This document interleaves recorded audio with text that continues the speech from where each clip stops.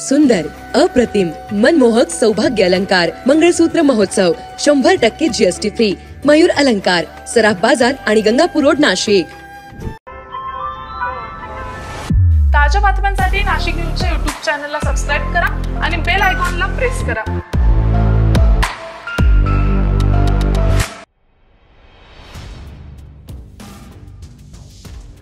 पहलगाममधील दहशतवादी हल्ल्याच्या दुसऱ्या दिवशी विमान कंपन्यांनी संकटात संधी शोधण्याचा प्रयत्न केला.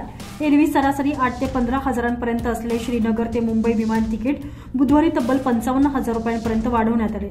या भाडेवाढीबद्दल नागरिकांनी सोशल मीडियावर नाराजी व्यक्त करताच डीजीसीएनं पत्र काढून सर्व विमान कंपन्यांना भाडेवाढ न करण्याचे आदेश दिलेले आहेत. त्यानंतर सायंकाळी 4च्या सुमारास कंपन्यांनी नियमित दरानंच तिकीट बुकिंग सुरू केलं. श्रीनगरमधून मुंबईकडे येणाऱ्यांची संख्या अधिक असल्यानं काही खासगी विमान कंपन्यांची 23, 24, 25 आणि 26 एप्रिल रोजची सर्व तिकिटे बुक झालेली आहेत.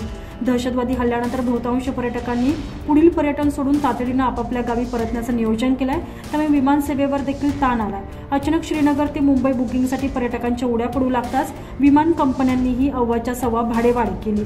दुपारपर्यंत विमान कंपन्यांच्या अधिकृत संकेतस्थळावर सरासरी 40 ते 50,000 रुपयांपर्यंतचे प्रतिप्रवास तिकीट दर होते. एका कंपनी तर तब्बल 55,000 रुपये दर केला.